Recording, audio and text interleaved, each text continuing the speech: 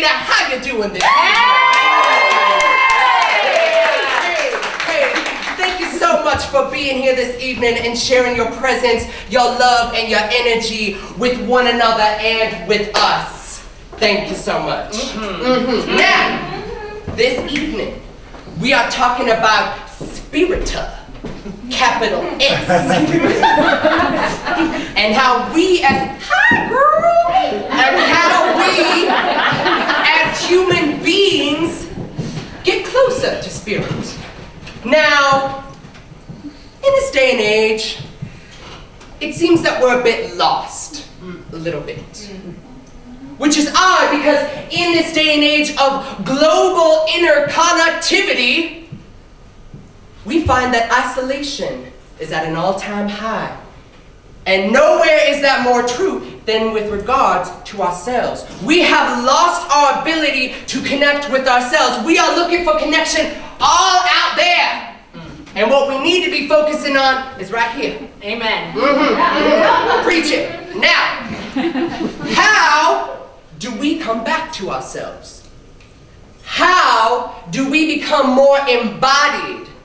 And how do we build that connection to Spirita? Tell us. I will. Thank you, child. Look at that transition. So, this might not come as a surprise for most of you, especially with what I'm wearing. But I have found in my personal life that the best way to connect to spirit is through the practice of yoga. Spelled Y-O-O-O-O-G-A-A-H. Yoga. Now, yoga in Sanskrit. Now, I'm going to throw a bunch of Sanskrit words out to you. And it's funny because Sanskrit is one of the divine languages of the universe. It is believed to be the language of the gods, which we'll factor in later on in my talk. Now, yoga in Sanskrit, true yoga, means to yoke or to bring together the mind and the body to the spirit through the breath. And that, ladies and gentlemen, is what I would like to talk to you about this evening, the breath. No, Mark, wait a minute, child. Yeah, you are vocal director, correct? You teach vocal work, you work with beautiful singers, right? All right, question. Okay. Question for you. Lay it down. How important is the breath to what you do?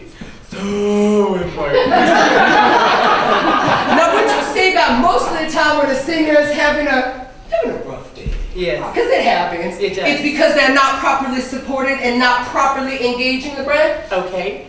Yes. Am I wrong? No. That is one definite thing that could be happening, yes. Awesome. So I'm right in my point. Thank you. Great. Now, Jess, you teach TRX classes, do you not? People don't know what that is. You teach suspension strap classes and tie people up and exercise. Sounds sexy, doesn't it? That's a different show. Yeah. It's body weight exercises using suspension. Yes. Yes. I do. Okay. Thank you. Now, how important is the breath to your classes? It's all about the exhale. One move, one breath. One move, one breath. There you go. Now, in my yoga classes, I begin every single one of my classes by asking my students to tune into their breath. Like, what the hell does that mean? Tune into your breath. Why do I say tune into your breath? Because it sounds all guru-like and wise. Like, all right, everyone, find your way to the mat this morning and begin to tune into your breath. Wonderful. Namaste, namaste. Some people are laughing extra hard because I know there's some of my students in and I'm like, that's what he does every class. But the breath reveals what is going on within us. So I want you to take a few moments as I provide some convenient chatter to tune into your breath. Breathing is an involuntary response of the body that we take for granted. So what happens if you begin to dial into your breath and what it is trying to tell you in this moment? Notice if your breaths are shallow.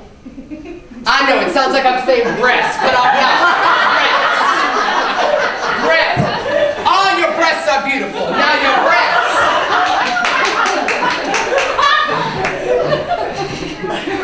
Yep. You're going to be that candidate. So, is your breath short and shallow? Is it deep? Is it long? Are you breathing one-dimensionally from the chest, or are you breathing three-dimensionally, drawing air down into the low belly, expanding the diaphragm, and then filling the chest? I find with most of my students that they are taking superficial chest breaths.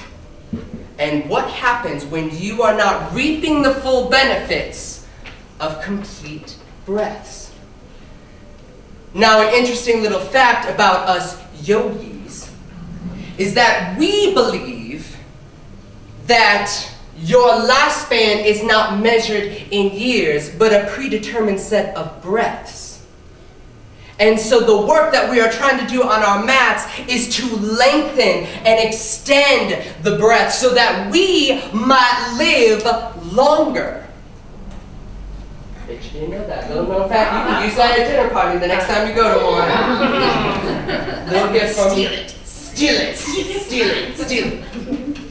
There's in fact an entire body of study in yoga about the breath.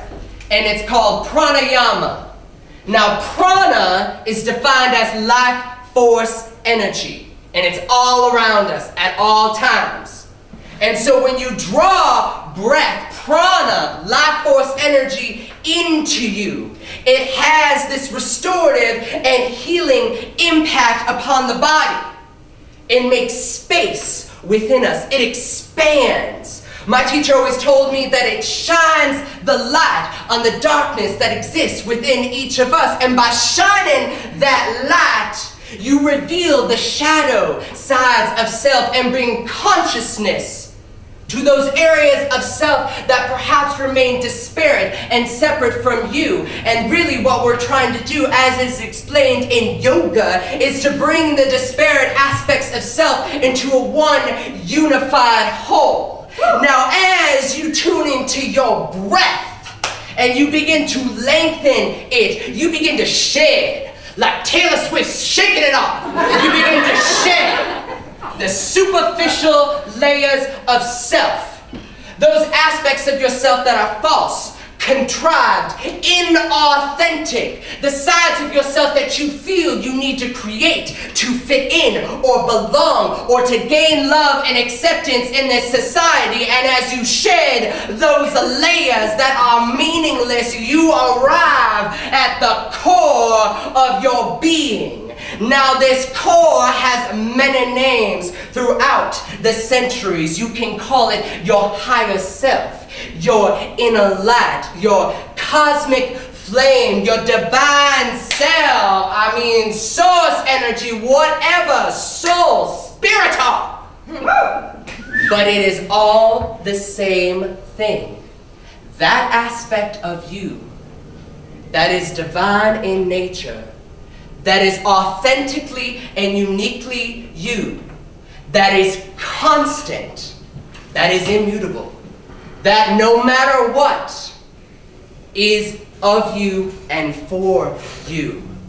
And that's what happens through a regular practice of yoga, is you are able to connect to that aspect of yourself that we bury down sometimes so far beneath these layers of falsities that it's hard to recognize it when it is staring us right in the face. Now, little exercise I would like us to do.